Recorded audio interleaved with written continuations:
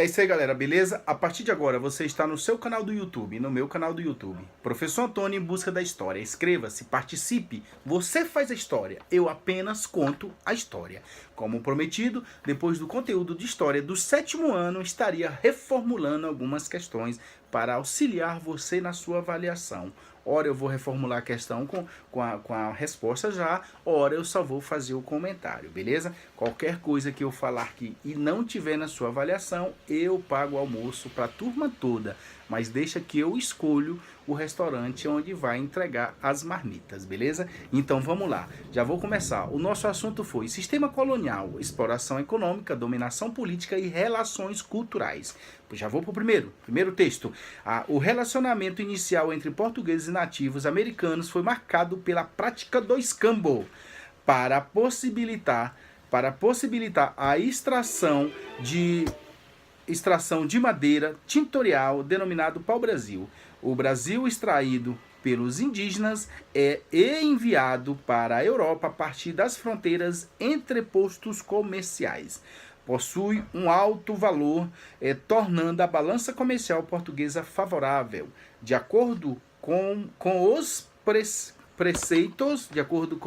preceitos mercantilistas vigentes da época, como você estudou anteriormente. Vou estar olhando aqui para trás, para baixo, porque o meu rascunho está aqui embaixo, beleza? Vou te fazer uma pergunta. O escambo você já sabe que é uma troca, uma prática, é uma moeda comercial daquela época, era trocar materiais por materiais, um objeto por outro, né? Bem na prática, no bom português. O que eu vou te perguntar na prova? Explique como o escambo entre portugueses e indígenas era realizado no início do século XVI. Galera, os índios pegavam o pau-brasil lá na floresta, cortava o pau-brasil, levava até as margens do mar, chegando lá com o pau-brasil e recebia em troca objetos como espelho, faca, canivete, beleza? Isso era o escambo entre os portugueses e os indígenas daquela época, entre os índios. Tranquilo? É isso que eu vou perguntar. Não quero saber, eu já sei que o escambo era a troca de um material pelo outro, mas eu estou perguntando o escambo praticado entre os indígenas e os portugueses, beleza? Já vou para a segunda. No entanto, no ano de 1537, o Papa Paulo III declarou que o índio era criatura humana dotado de alma. Texto motivador. Pergunta: qual a proibição do Papa Paulo III com relação aos índios e os europeus? O Papa proibiu sua caça ou escravização dos índios. Beleza? Já vou para a próxima. Com base em seu conhecimento, marque V ou F. Letra A. Tapuias, termo que foi utilizado ao longo do século no Brasil para designar índios que não falavam a língua tupi. Grupos que habitavam as regiões mais interiores e falavam principalmente línguas do tronco macro-G. Beleza? Verdadeiro. Letra B. Tupinambás, grupos indígenas que habitavam duas regiões da costa brasileira. O primeiro grupo ocupava a margem direita do Rio São Francisco até Recôncavo baiano. O outro no estado do Rio de Janeiro e de São Paulo. Verdadeiro. Letra C. Tupiniquins, grupos indígenas pertencentes à etnia tupi. Verdadeiro. Letra D. No século XVI, os portugueses aliaram-se aos tupiniquins, os franceses aos tomoióis e os tupinambás, e os holandeses aos tapuias. Esse nome estranho, né? É assim mesmo. Contra os portugueses no pleno século XVII. Verdadeiro. Eu vou para a próxima.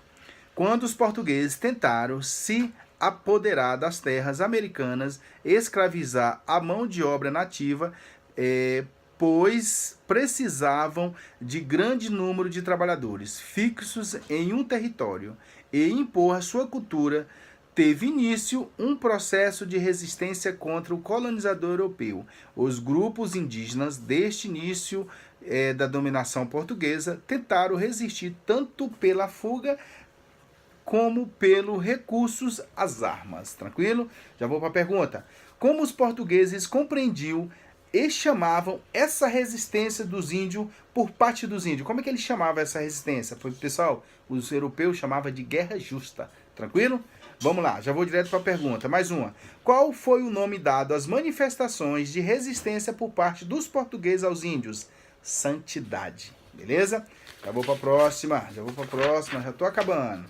Vou te colocar um mapa ali do continente europeu, mapa mundi com algumas setas, indicando as rotas do tráfico negreiro, direto para o Brasil, beleza? Direto ali a rota do Atlântico. Aí a pergunta vai ser o seguinte: qual a região recebeu ao longo do século XVI e XVIII o maior número de africanos escravizados? Pessoal, a região do Oceano Atlântico, especificamente no continente americano. Tranquilo? Já vou para a próxima.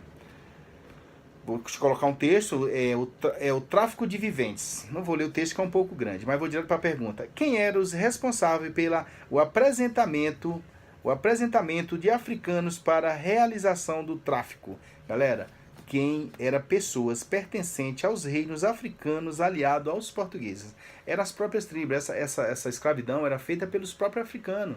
Tribos rivais conquistavam outras e lá e levava lá na margem do mar e colocava nos navios dos portugueses. Eles vendiam esses próprios negros. Os negros capturavam os próprios negros e vendiam para os europeus. E os europeus traziam para cá para fazer essa comercialização, ok? Então eram as próprias pessoas dos reinos ligados aos europeus, ok? Eram os próprios africanos, tranquilo? Vou para a próxima. Eu vou te colocar um texto lá que vai dizer o seguinte. A resposta está já no texto. O conjunto de terras, edificações, lavouras ligados à produção de açúcar.